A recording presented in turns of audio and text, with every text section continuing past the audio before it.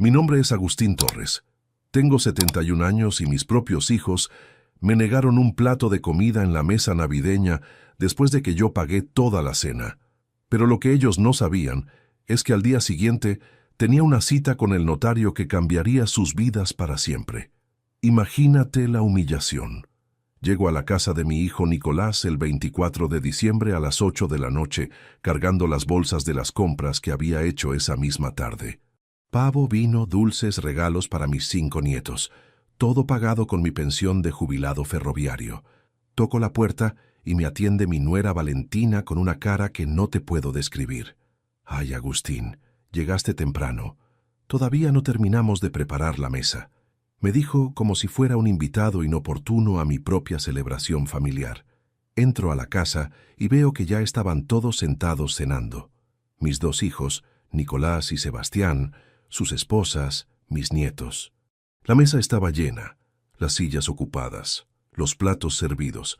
«Papá, siéntate en el sillón que ya comemos el postre juntos», me dice Nicolás sin ni siquiera levantarse a saludarme. El sillón, como si fuera un abuelo decorativo que viene a mirar cómo otros disfrutan la cena que él pagó. Pero acá viene lo que ellos no sabían. Durante 50 años trabajé en los ferrocarriles, 50 años madrugando, viajando por todo el país, ahorrando cada centavo que podía. Mientras mis hijos crecían pensando que su padre era un simple empleado del tren, yo había estado comprando propiedades, acciones, terrenos. Tenía una fortuna escondida que equivalía a más de $500,000, una fortuna que pensaba dejarles como herencia. Pero esa noche de Navidad, sentado en ese sillón mientras veía cómo mis propios hijos devoraban la comida que yo había comprado sin ofrecerme ni un pedazo de pan, tomé la decisión más importante de mi vida. Al día siguiente iba a cambiar mi testamento, y ellos no tenían ni la más remota idea de lo que estaban perdiendo. Escucha esta historia hasta el final, porque lo que pasó después los dejó a todos en shock. Cuéntame también desde qué país me estás escuchando para saber si estas cosas pasan en todas partes del mundo. Para que entiendas bien por qué llegué hasta ese punto, tengo que contarte cómo era mi vida antes de esa Navidad maldita. Me casé con Elena hace 45 años. Era una mujer trabajadora, buena madre que me acompañó durante todos los años duros cuando yo empecé en el ferrocarril. Cuando nacieron Nicolás y Sebastián, yo ganaba muy poco, pero Elena y yo hicimos de todo para que no les faltara nada.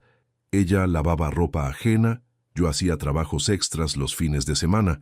Cada peso que entraba a la casa tenía un destino: comida, ropa para los chicos, útiles del colegio, remedios cuando se enfermaban.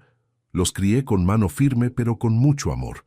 Los llevaba al parque los domingos, les enseñé a andar en bicicleta, los ayudaba con las tareas del colegio. Cuando terminaron la secundaria, los 2 quisieron seguir estudiando. Nicolás quería ser contador, Sebastián, abogado. ¿Sabes cuántos años trabajé doble turno para pagarles las universidades? 7 años. 7 años levantándome a las 4 de la madrugada para hacer el turno del ferrocarril y después trabajando de albañil hasta la noche para juntar la plata de las cuotas. Elena también trabajó de empleada doméstica para ayudar.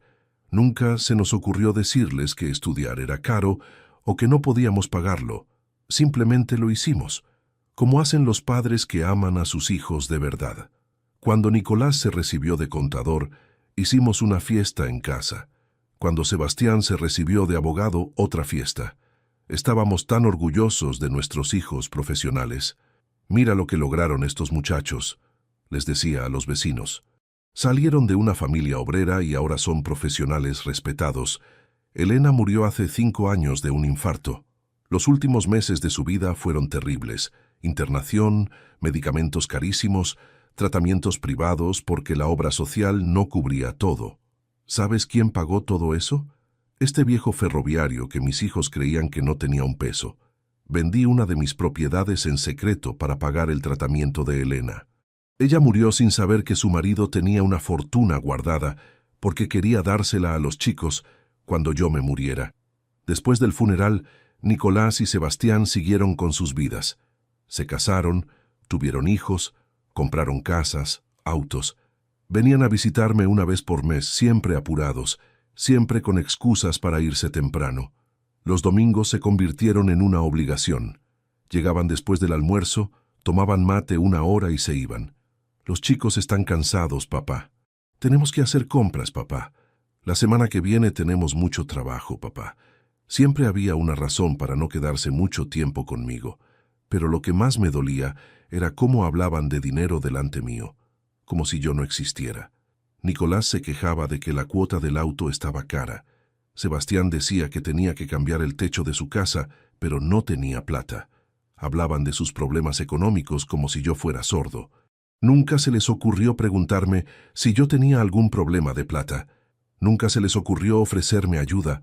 Daban por hecho que yo vivía justito con mi jubilación y que no podía hacer nada por ellos ni por mí mismo. Qué equivocados estaban. Durante esos 5 años después de la muerte de Elena, seguí comprando propiedades, seguí invirtiendo. Mi fortuna creció tanto que a veces yo mismo no podía creer los números de mis cuentas bancarias. Pero seguía viviendo en la misma casita, con los mismos muebles viejos, la misma ropa de siempre. No porque fuera tacaño, sino porque había tomado la decisión de vivir modestamente para dejarles todo a mis hijos cuando me muriera. Quería que encontraran una sorpresa hermosa cuando abrieran mi testamento. Quería que dijeran, nuestro viejo era más inteligente de lo que creíamos. Pero esa Navidad todo cambió para siempre. Lo que me hicieron esa noche me abrió los ojos de una manera que jamás pensé que podía pasar. La cosa empeoró después de que me senté en ese sillón como un perro echado de la mesa. Mis nietos, que tenían entre 8 y 15 años, empezaron a traerme pedacitos de comida a escondidas de sus padres. Abuelo, toma un poquito de pavo. Abuelo, ¿querés dulce? Los pobres nenes se daban cuenta de que algo estaba mal, pero sus padres los retaban. Dejen comer tranquilo al abuelo en el sillón. Como si yo hubiera elegido comer solo en un rincón, en lugar de compartir la mesa familiar en Navidad. A las 11:30 de la noche, cuando terminaron de comer, Valentina empezó a levantar la mesa. Agustín, ayúdame a llevar los platos a la cocina. Me dice como si yo fuera el empleado de limpieza de la reunión familiar. Me levanté y empecé a juntar los platos sucios mientras mis 2 hijos se quedaron sentados hablando de fútbol. En la cocina, mientras lavaba los platos que habían ensuciado con la comida que yo había pagado, escuché a Nicolás hablando por teléfono con alguien. Sí, el viejo vino con la comida como siempre. No da problemas. Se queda callado en su rincón y después se va. Es muy cómodo así. Cómodo. Esa palabra me dolió más que un puñal en el corazón. Su padre no era una persona con sentimientos, era una comodidad. Alguien que pagaba las cenas navideñas y después desaparecía sin molestar. Cuando terminé de lavar los platos, fui a buscar mis cosas para irme.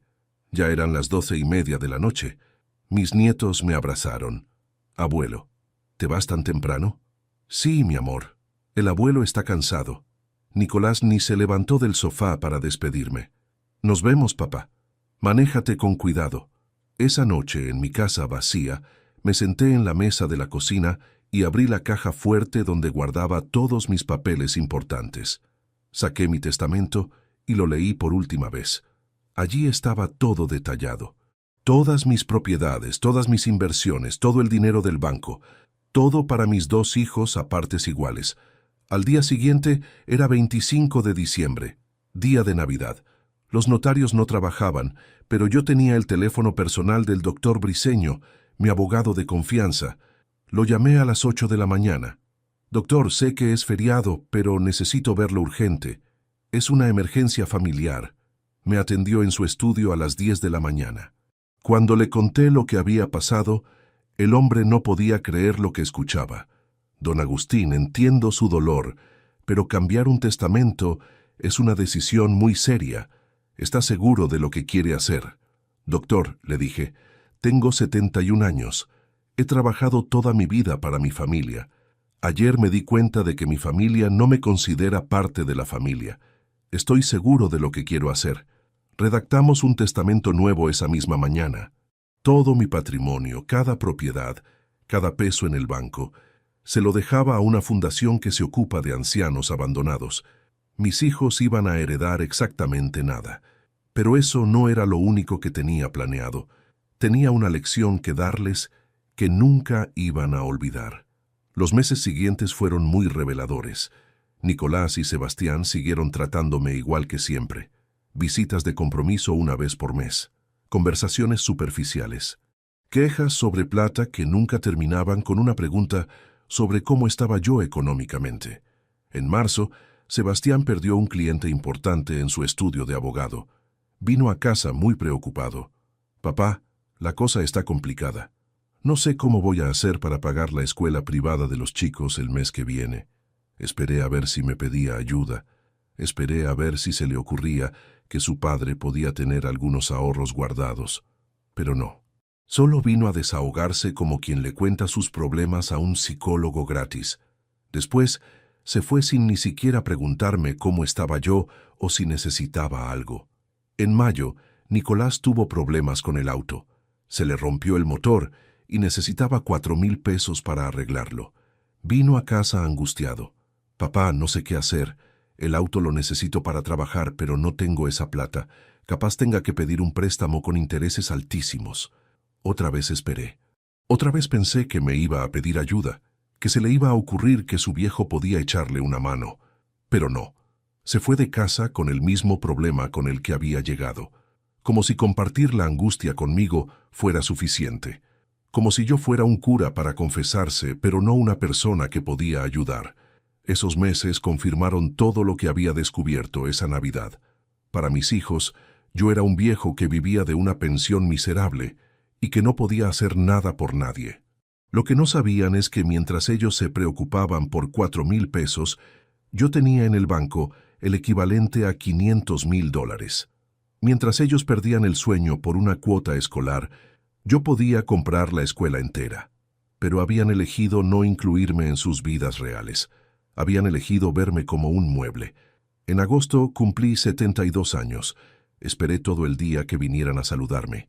Había comprado una torta, había preparado café, había limpiado la casa. A las 7 de la tarde, Nicolás me llamó por teléfono. «Papá, feliz cumpleaños. Perdón que no pudimos ir, pero Valentina está con gripe y no queremos contagiarte. Valentina con gripe». La misma Valentina que había subido fotos a Facebook esa misma tarde, almorzando en un restaurante con sus amigas. Esa noche comí torta solo, mirando las fotos de cuando mis hijos eran chicos y me festejaban los cumpleaños como si fuera el día más importante del año. Decidí acelerar mi plan. Era hora de que mis hijos supieran exactamente lo que habían perdido por tratarme como un estorbo. En octubre les mandé un mensaje a los dos por WhatsApp. «Necesito hablar con ustedes sobre algo importante. Vengan a casa el domingo. Es sobre papeles de la familia». Vinieron ese domingo más puntuales que nunca. Cuando dije papeles de la familia, seguramente pensaron que se trataba de alguna herencia de Elena o algo así. Se sentaron en el living como dos estudiantes, esperando la explicación del profesor. «Chicos», les dije, «quiero mostrarles algo que nunca supieron sobre su padre». Saqué de la caja fuerte algunos papeles. No todos, solo algunos para que entendieran de qué estaba hablando. Les mostré los títulos de propiedad de 3 departamentos que tenía en alquiler. Las caras que pusieron no te las puedo describir. «Papá, ¿qué es esto? ¿Vos tenés propiedades?» «Sí, Nicolás, tengo propiedades». Les mostré después los estados de cuenta del banco. Números que los dejaron mudos. «Pero papá, ¿desde cuándo tenés tanta plata?» «Desde siempre, Sebastián, desde que ustedes eran chicos». «¿Por qué nunca nos dijiste nada?» «Porque quería dárselos como herencia cuando me muriera.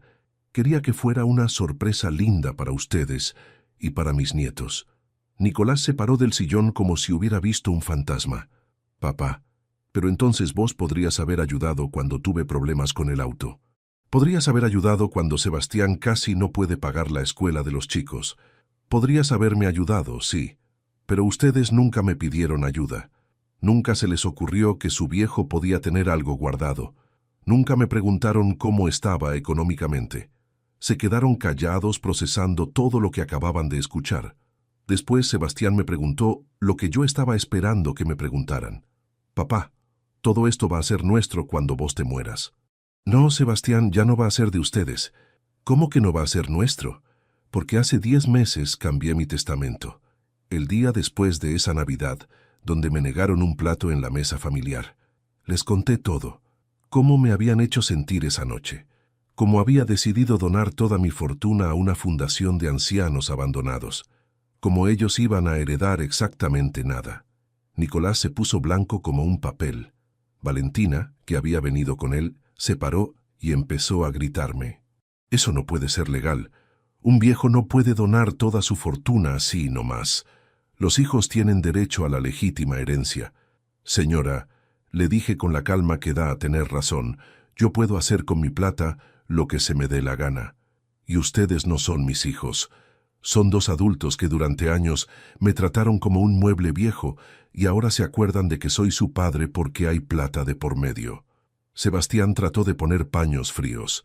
«Papá, entendemos que te sentiste mal esa Navidad, pero podemos arreglar todo esto. Podemos empezar de nuevo. Ya es muy tarde para empezar de nuevo.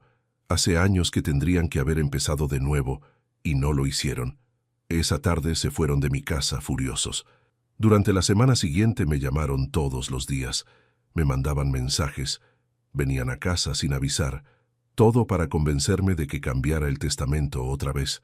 «Papá, somos tu familia. Papá, pensá en tus nietos, en mis nietos».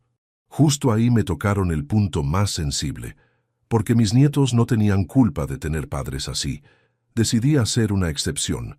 Llamé al doctor Briceño y agregué una cláusula especial en el testamento. El 10% de mi fortuna se lo dejaba a mis 5 nietos, pero con una condición muy específica. El dinero iba a estar en un fideicomiso hasta que cumplieran 25 años, y solo lo iban a poder cobrar si durante todos esos años visitaban a su abuelo al menos una vez por mes. Sin falta.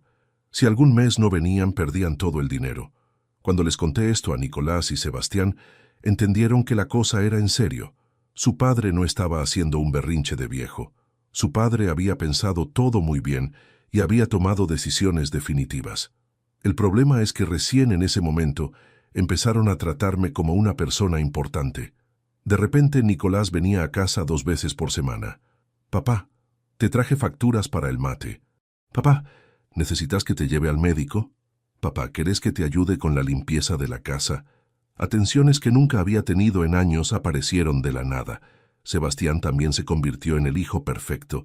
Me invitaba a almorzar a su casa, me llevaba a pasear al centro, me compraba regalos. Pero yo ya no era tonto. Sabía que todo ese cariño súbito tenía un motivo muy específico y no era amor filial.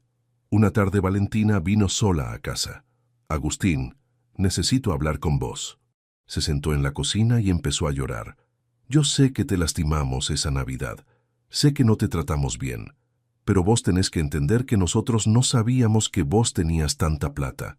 «Exacto, Valentina. No sabían que yo tenía plata. Y cuando no sabían que tenía plata, me trataban como basura. Ahora que saben que tengo plata, me tratan como un rey. ¿Te parece que esa es la manera de querer a una persona?». Siguió llorando, pidiendo perdón, prometiendo que todo iba a cambiar. Pero yo había aprendido algo muy importante a los 72 años. Cuando una persona te muestra quién es realmente, créele la primera vez. Mis hijos me habían mostrado que para ellos yo era importante solo si tenía algo que darles. En diciembre, casi un año después de esa Navidad maldita, me invitaron otra vez a cenar el 24. Esta vez la cosa fue muy diferente. Me buscaron en auto para que no manejara de noche.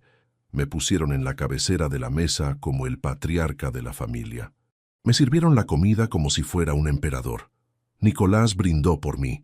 Sebastián me regaló una camisa cara. Mis nietos me abrazaron todo el tiempo. Era la Navidad perfecta que cualquier abuelo sueña tener con su familia. Pero yo sabía que era todo mentira. Sabía que me trataban bien porque necesitaban que cambiara el testamento. Sabía que cada sonrisa, cada abrazo, cada atención era una inversión para recuperar la herencia perdida. Y eso me daba más tristeza que aquella Navidad donde me habían negado la comida, porque es más triste que te quieran por interés a que no te quieran para nada. Esa noche, cuando volví a casa después de la mejor Navidad falsa de mi vida, saqué otra vez los papeles del testamento y confirmé que había tomado la decisión correcta. El año pasado murió mi vecina doña Carmen, una señora de 80 años que vivía sola. Sus hijos la visitaban todos los domingos, le llevaban comida, la paseaban, la cuidaban con un amor genuino. En el funeral vi cómo lloraban de verdad, cómo extrañaban de verdad a su madre, y me di cuenta de la diferencia. Los hijos de doña Carmen la querían por quien era, no por lo que tenía. La cuidaban porque era su madre, no porque esperaran una herencia. Cuando doña Carmen murió, descubrieron que no tenía nada, solo deudas, y aún así siguieron honrando su memoria con cariño. Mis hijos me cuidan porque creen que pueden recuperar una herencia de $500,000. Si yo fuera realmente pobre, como ellos pensaron durante años, me habrían abandonado hace rato. Esa diferencia es lo que me da paz con las decisiones que tomé.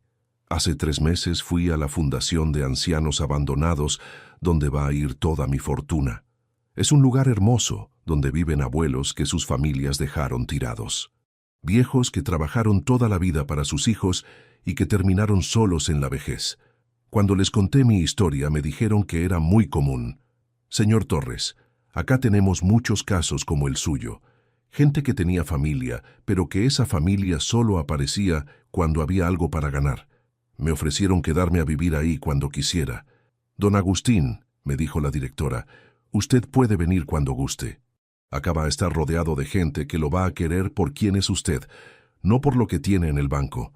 Y la verdad es que estoy pensando seriamente en mudarme ahí, porque vivir rodeado de cariño falso es más agotador que vivir solo. Al menos cuando estoy solo no tengo que fingir que creo en el amor de mentira que me dan mis hijos. El mes que viene cumplo 73 años. Nicolás y Sebastián ya empezaron a planificar una fiesta sorpresa. Me van a invitar a todo el mundo. Me van a hacer regalos caros. Me van a sacar fotos para subir a Facebook mostrando qué buenos hijos son. Y yo voy a sonreír y voy a agradecer, pero voy a saber que todo es una obra de teatro montada para una sola función. Que yo cambie el testamento. Pero hay algo que mis hijos no entienden todavía. El dinero se puede dejar a cualquiera, pero el amor verdadero no se puede comprar. Y ellos perdieron mi amor verdadero esa Navidad, cuando me negaron un plato en la mesa. Los últimos años de mi vida los voy a vivir rodeado de gente que me aprecie por mi experiencia, por mis historias, por mi compañía, no por mis cuentas bancarias. Mis nietos van a tener asegurado su futuro económico, pero van a aprender una lección que sus padres nunca aprendieron. Van a aprender que los abuelos son tesoros, no cargas. Que el tiempo que pases con los ancianos de tu familia es más valioso que cualquier herencia, y que cuando una persona mayor te abre su corazón y su casa, lo menos que podés hacer es abrirle tu mesa.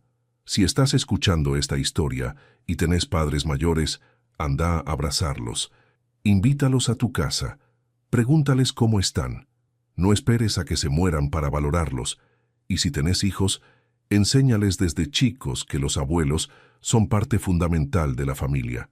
Porque la plata se gana y se pierde, pero el tiempo perdido con las personas que querés no se recupera jamás. Y cuando seas viejo como yo, lo único que realmente va a importar no va a ser cuánto dinero dejaste, sino cuánto amor verdadero recibiste. Durante los próximos 2 años después de cambiar el testamento, mi vida se convirtió en una obra de teatro muy extraña. Nicolás y Sebastián competían por ver quién era el hijo más cariñoso. Era patético y triste al mismo tiempo. Un martes por la mañana, Nicolás apareció en mi casa con una bolsa del supermercado. «Papá, te traje cosas que te gustan. Facturas, dulce de leche, yerba de la buena. Te voy a hacer un mate como a vos te gusta». Nunca en su vida me había hecho un mate. Cuando era chico yo le hacía a él. Cuando era joven Elena le hacía, pero él nunca me había hecho uno a mí. Se sentó en la cocina y empezó a preguntarme cosas que nunca le habían importado. «¿Cómo dormiste, papá? ¿Te duele algo? ¿Querés que te acompañe al médico la semana que viene?» Era como si hubiera contratado los servicios de un cuidador profesional. Sonrisas ensayadas, atenciones calculadas, cariño programado. El jueves siguiente llegó Sebastián con su familia. Papá, los chicos querían venir a ver al abuelo. Mis nietos corrieron a abrazarme como siempre, pero pude ver en los ojos de Sebastián que ese abrazo natural de los nenes era justo lo que él necesitaba para su actuación. Mira cómo te quieren, papá.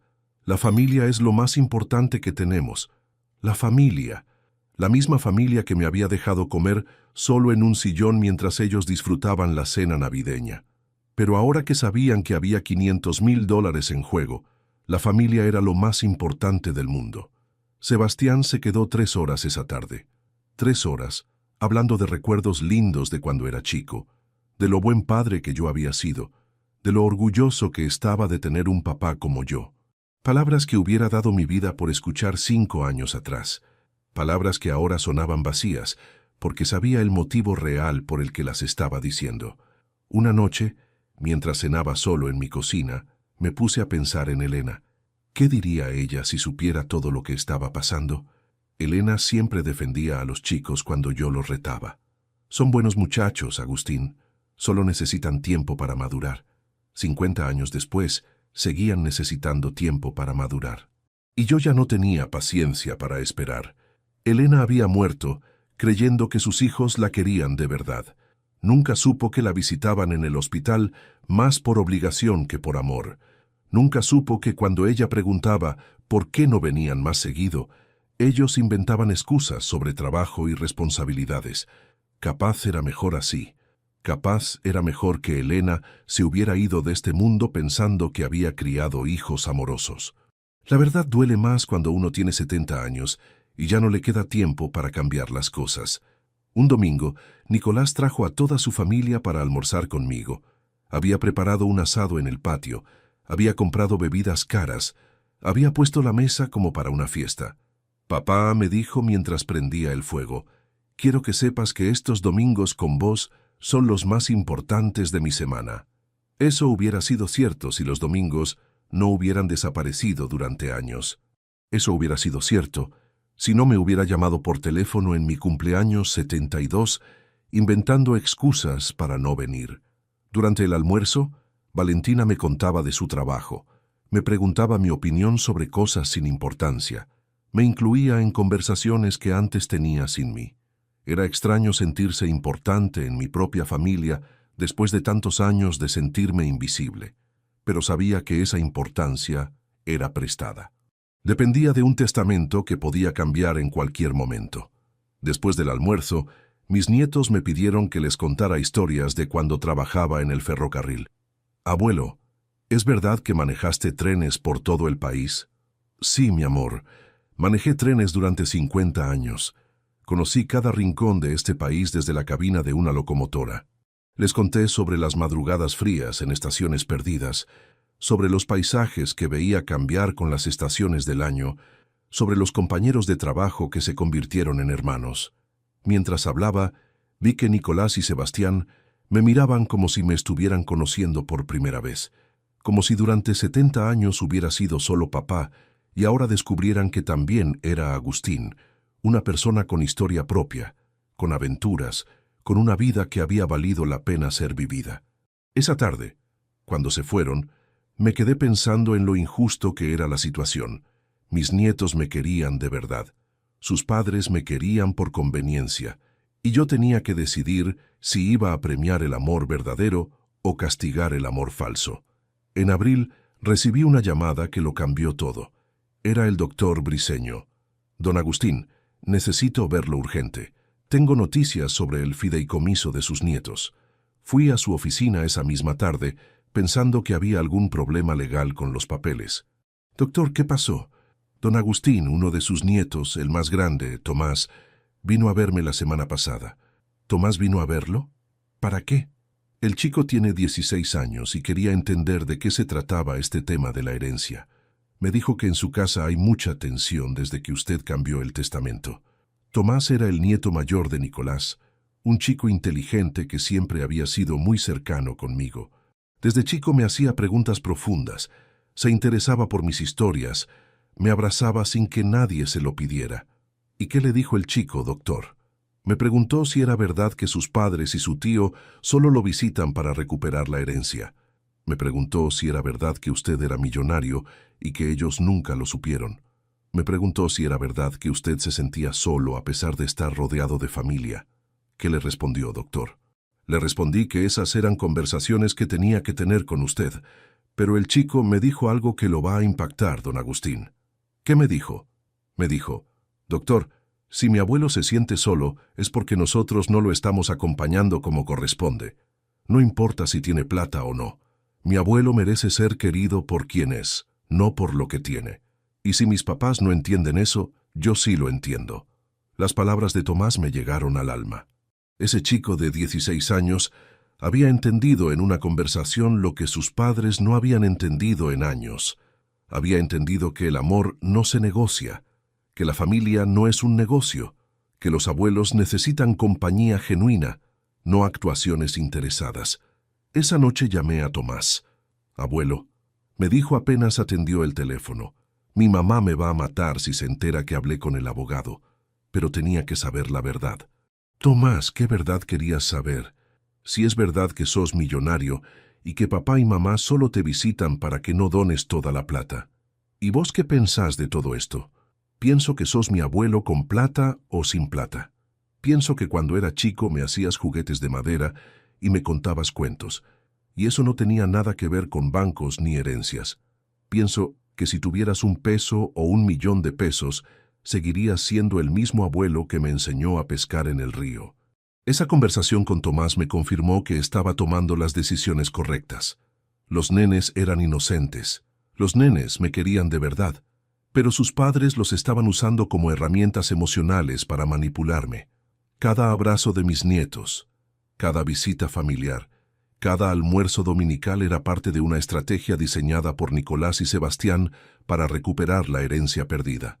El mes siguiente, en mayo, Sebastián me trajo una sorpresa que casi me da un infarto. Papá, tengo algo para vos. Había mandado a hacer una placa de bronce con una inscripción que decía, Agustín Torres, el mejor padre del mundo. La quería colgar en la pared del living para que todos la vieran. El mejor padre del mundo. El mismo padre al que habían dejado solo comiendo en un sillón en Navidad. El mismo padre que había trabajado como un animal para pagarles los estudios universitarios. El mismo padre que durante años había recibido visitas de compromiso una vez por mes. Ahora que sabían de mi fortuna, me habían ascendido a mejor padre del mundo. Sebastián colgó la placa con una ceremonia familiar. Reunió a todos mis nietos, les explicó que el abuelo merecía un reconocimiento especial por todo lo que había hecho por la familia. Tomó fotos para subir a las redes sociales. Escribió un posteo largo contando qué padre maravilloso tenía, cuánto lo admiraba, cuánto había aprendido de mí. Miles de personas le dieron like a ese posteo. Cientos de comentarios felicitándolo por ser un hijo tan amoroso. Sebastián había encontrado la manera de usar las redes sociales para construir una imagen pública de buen hijo, mientras en privado seguía siendo el mismo hombre que me había ignorado durante años. Esa noche, cuando todos se fueron, me quedé mirando la placa en la pared. Reflexioné sobre lo absurdo de la situación. Tenía 73 años y recién ahora mi familia me daba el reconocimiento que merecía. Pero ese reconocimiento venía envenenado con segundas intenciones. En junio, Nicolás me propuso algo que me hizo entender hasta dónde estaban dispuestos a llegar. Papá, estuve pensando y creo que tendrías que venir a vivir con nosotros. La casa es grande, podemos arreglar el cuarto de arriba para vos. Así no estás solo y nosotros podemos cuidarte mejor. Cuidarme mejor. Las mismas palabras que había usado el año anterior cuando me quería mandar al geriátrico. Pero esta oferta era diferente. Ahora que sabía de mi fortuna, su casa era lo suficientemente grande para incluirme. Ahora que sabía que era millonario, tenía lugar en su familia. La propuesta venía acompañada de argumentos muy convincentes. Papá, a tu edad no es bueno vivir solo. ¿Qué pasa si te sentís mal de noche? ¿Qué pasa si se te olvida tomar la medicación? Los mismos argumentos que había usado para mandarme al geriátrico, pero con conclusiones opuestas.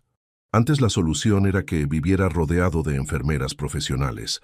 Ahora la solución era que viviera rodeado de familia amorosa. La única diferencia era un testamento cambiado y $500,000 en juego. Les dije que iba a pensarlo. En realidad, Ya había tomado la decisión, pero quería ver hasta dónde llegaba esta obra de teatro familiar. Durante las siguientes semanas, Nicolás y Valentina se convirtieron en arquitectos. Aparecieron en casa con planos, con catálogos de muebles, con muestras de pintura. Papá, tu cuarto va a ser hermoso. Va a tener baño privado, va a dar al jardín, vas a tener toda la privacidad que necesites. Estaban diseñando mi futuro como si fuera un huésped de lujo en un hotel 5 estrellas. El cuarto que me ofrecían era más grande que toda mi casa actual. Tenía aire acondicionado, televisión, escritorio para que leyera el diario cómodamente. Hasta habían pensado en una pequeña heladera para que tuviera bebidas frescas sin necesidad de bajar a la cocina. Era la habitación de un rey, o la jaula dorada de un millonario cautivo, porque de eso se trataba toda esta propuesta, de tenerme cerca para controlarme, de asegurarse de que no cambiara otra vez el testamento, de estar pendientes de cada movimiento que hiciera, de cada persona con la que hablara, de cada decisión que tomara. Querían ser mis cuidadores oficiales para ser mis herederos seguros. En julio decidí poner a prueba su amor renovado. Les dije que había decidido mudarme con ellos, pero con una condición. Quería donar la mitad de mi fortuna a la Fundación de Ancianos Abandonados mientras estuviera vivo. Así podía ver cómo se usaba el dinero y asegurarme de que realmente ayudara a gente que lo necesitaba. La reacción fue inmediata y reveladora. Nicolás se puso pálido. «Papá, ¿no te parece mucho dinero para donar de una vez?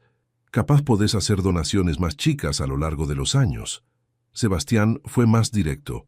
«Papá, ese dinero es para la familia. ¿Para qué lo vas a dar a gente extraña?» «Gente extraña». Se refería a ancianos abandonados como si fueran extraterrestres. Gente que había trabajado toda la vida, que había criado familias, que había aportado a la sociedad y que en sus últimos años se había quedado sola. Para Sebastián, esa gente no merecía ayuda porque no compartía su apellido. Ahí entendí la dimensión real del problema. Mis hijos no solo me querían por mi dinero, además creían que tenían derecho a ese dinero. Creían que por ser mis hijos biológicos, automáticamente eran dueños de mi patrimonio. Nunca se les ocurrió que el dinero era mío, que había sido ganado con mi trabajo, con mis decisiones inteligentes, con mis sacrificios. En agosto, para mi cumpleaños 74, organizaron una fiesta que parecía una boda.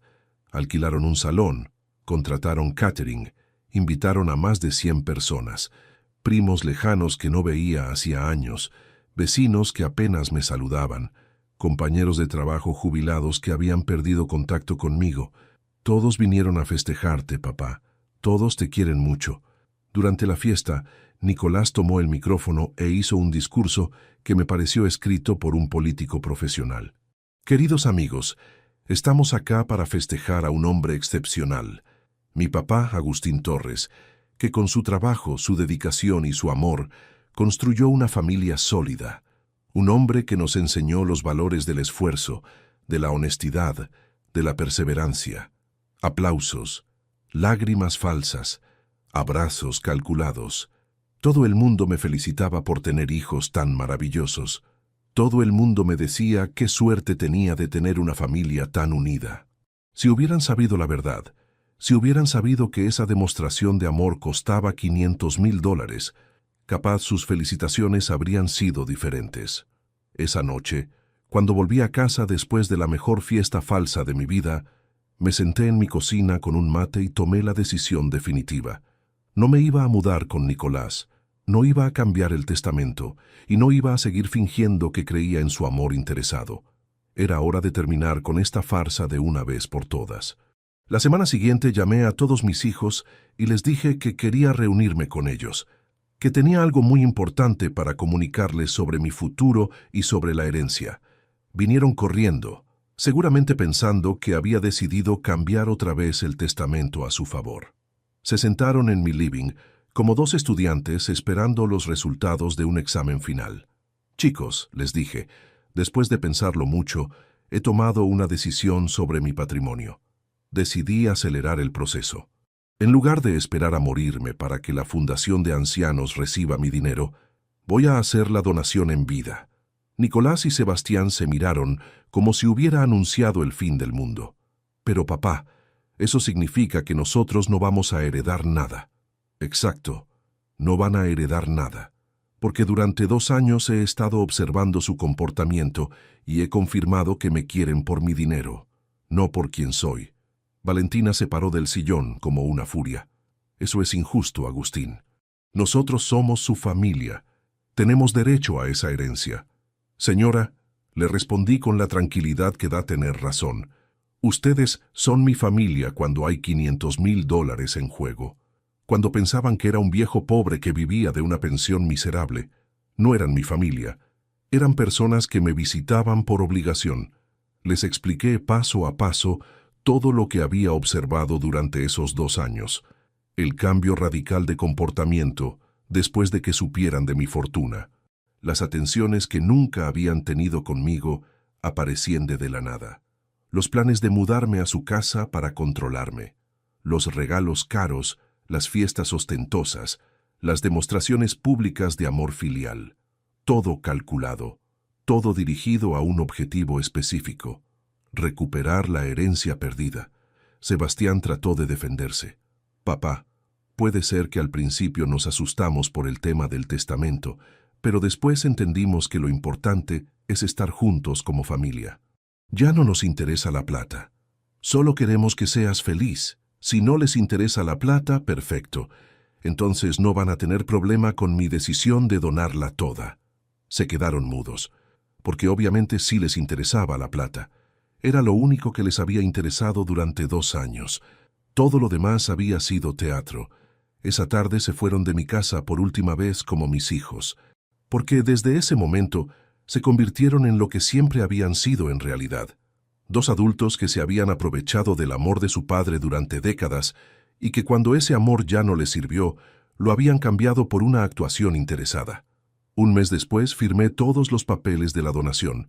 $500,000 fueron transferidos a la Fundación Esperanza, la institución que se ocupa de ancianos abandonados por sus familias.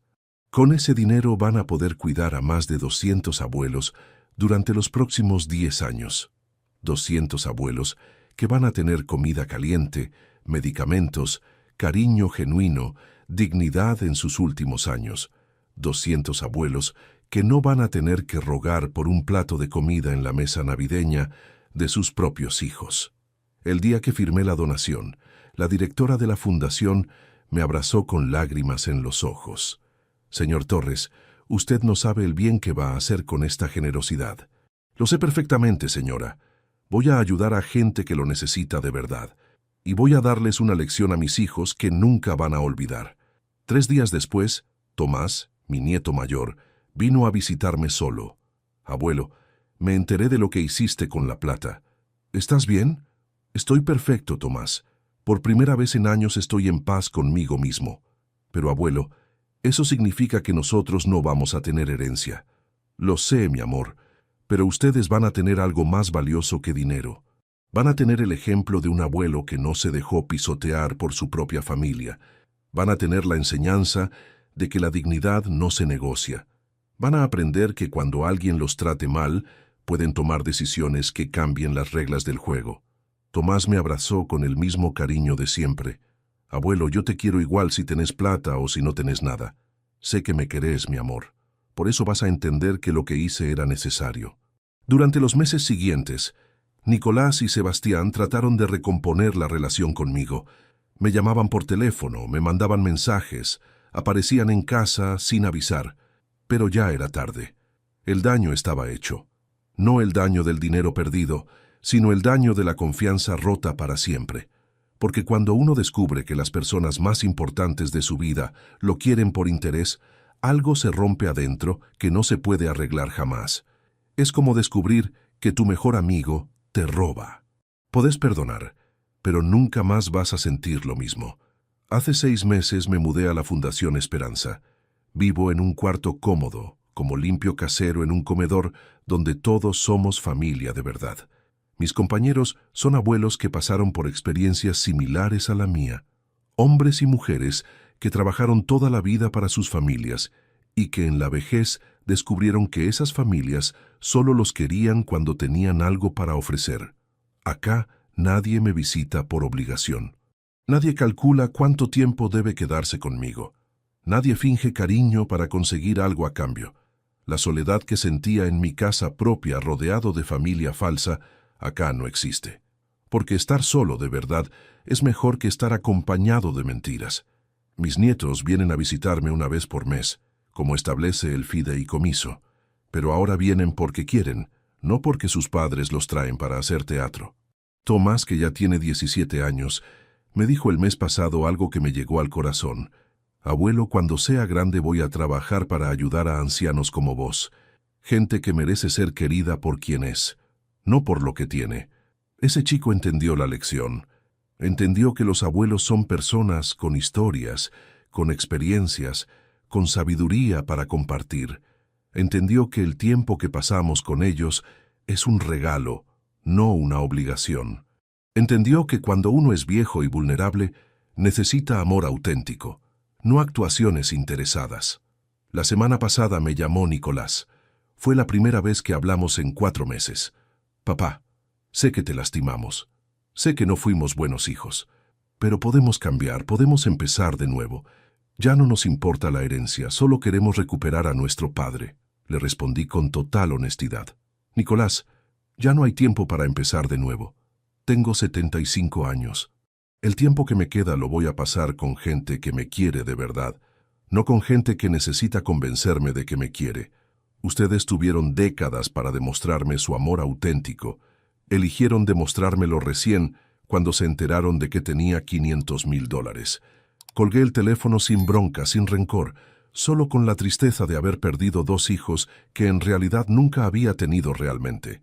Porque ser padre no es solo dar vida. Es recibir amor genuino a cambio del amor que uno da. Y ese intercambio auténtico nunca existió en nuestra relación. El próximo mes cumplo 76 años. La fundación está organizando una fiesta con todos los residentes, con los voluntarios que trabajan acá, con las familias que realmente aman a sus abuelos. Va a ser una celebración pequeña, sin ostentaciones, sin gastos innecesarios, pero va a ser una fiesta llena de cariño verdadero. Eso es lo que he aprendido en estos años dolorosos pero reveladores, que la cantidad de gente que te rodea no determina cuánto amor recibís, que las demostraciones públicas de afecto no garantizan sentimientos privados auténticos, que a veces tenés que perder una familia falsa para encontrar una familia verdadera. Si estás escuchando esta historia y reconoces a tus padres ancianos en mi experiencia, por favor, revisa cómo los estás tratando. Pregúntate si los visitas porque los querés o porque es tu obligación. Pregúntate si los incluís en tu vida porque son importantes para vos o porque la sociedad espera que lo hagas. Y si descubrís que hay algo de falsedad en tus sentimientos, cambia mientras estés a tiempo. Porque llegar a viejo y descubrir que tu propia familia te tolera en lugar de amarte es una de las experiencias más dolorosas que puede vivir un ser humano. Esa Navidad, mis hijos me enseñaron que para ellos yo era invisible. Ahora yo les enseño que las consecuencias de los actos duran para siempre. Contame si vos harías lo mismo que yo. Y decime desde qué país me estás escuchando, porque me gustaría saber si estas historias pasan en todas partes del mundo.